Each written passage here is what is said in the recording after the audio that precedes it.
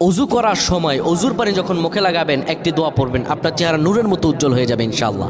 আপনার চেহারা নূরের মতো উজ্জ্বল হয়ে যাবে, চেহারা থেকে ব্রণ, মেস্তা, কালো দাগ সহ যাবতীয় সমস্যাগুলো আল্লাহ তাআলা দূর করে দিবেন এবং আপনার রিজিকে বরকত হবে ইনশাআল্লাহ।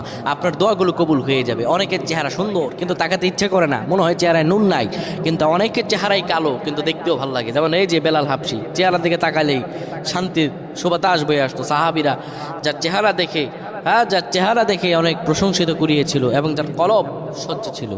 প্রিয় ভাইরা আমার, অজু যখন আপনি করবেন, অজুর পানিতে যখন আপনার চেহারা ভিজাবেন, তখন অজুর পানিতে আপনি এই দোয়াটা 3 বার পরে, দুরূদ শরীফ 3 বার পরে ফু দিবেন।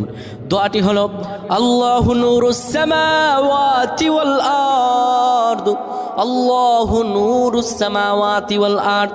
পানিগুলো নিয়ে সেই পানির মধ্যে আপনি ফু দিয়ে চেহারার মধ্যে লাগাবেন।